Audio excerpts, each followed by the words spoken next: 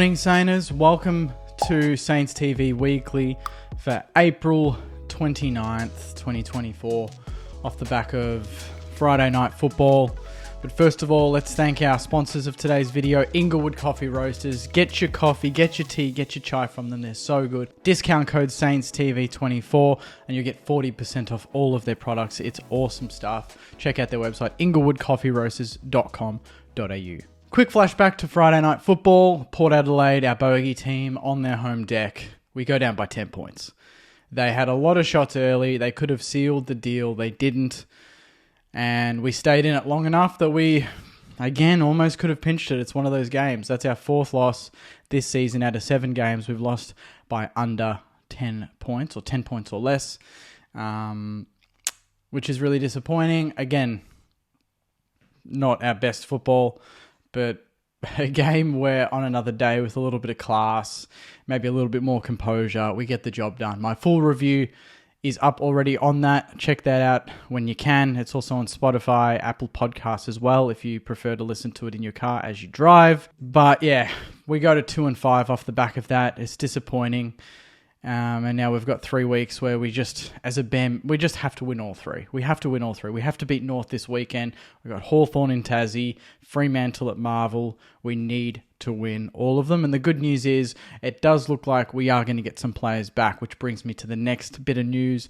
Through the VFL, if we go to this now, we won by 57 points against the Northern Bull Ants. And I guess the main positive out of this is, you know, the experience and the players returning that actually had very, very good games. Games that you just think that it's going to get them a game this weekend.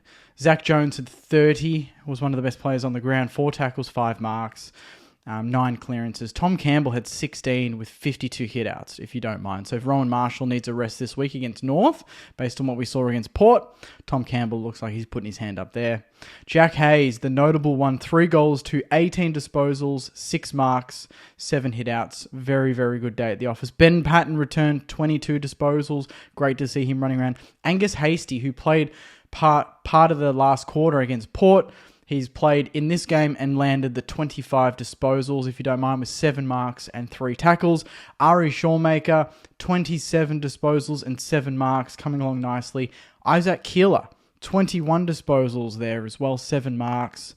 Paddy Dow, 22 disposals, 4 marks, 3 tackles. McLennan, 11, rounds it out as the returning players. Also, Matty Allison, 12 disposals, 3 marks. So there's going to be some changes this week. You know that. Obviously, Hunter Clark didn't play in that game.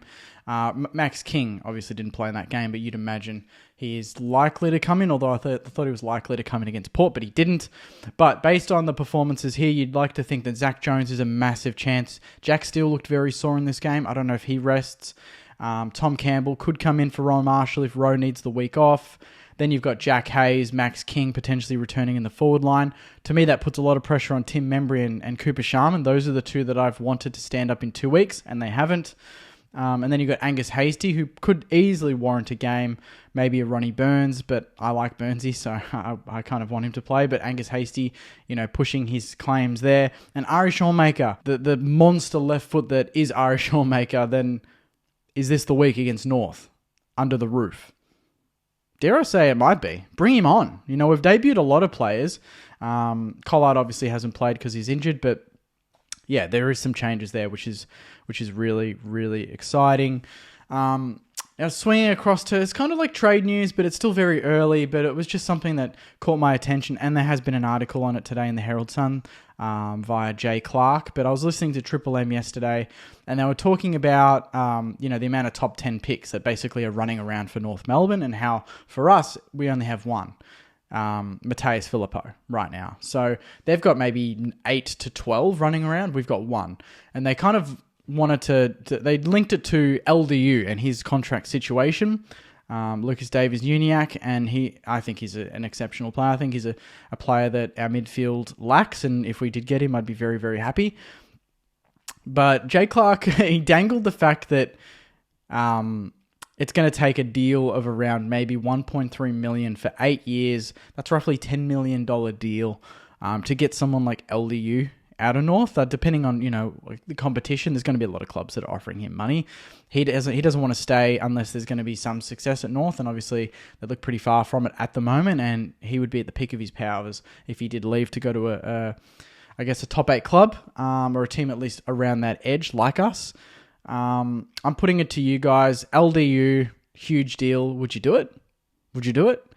I'm kind of like, that's a lot of money. I don't think we have that type of money, to be honest, but I think we have enough that we could maybe offer him something, that could match either North's offer or maybe slightly up it.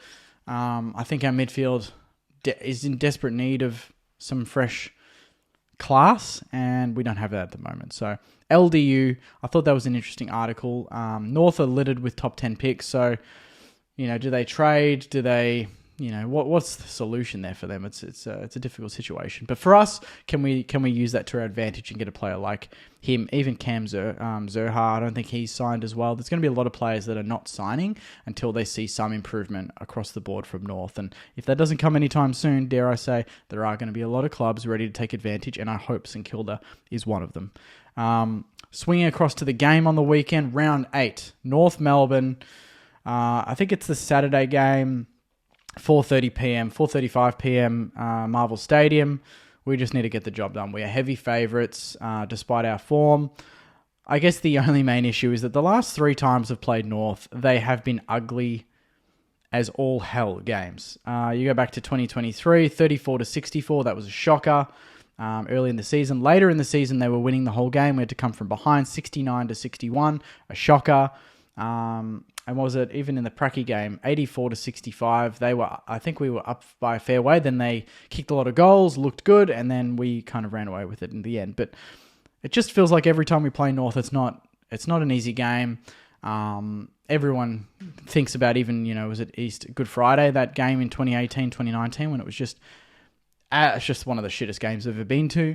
I just can't really recall a game where we play North and we just take them to the cleaners in the last couple of years, especially when they've been down and they've been struggling. We haven't really taken advantage of that. If there's a game that can just help us find some goal-kicking form and just get some percentage back and some confidence going into the next month, we have to fully invest in this game and get the maximum out of it in terms of scoreboard pressure.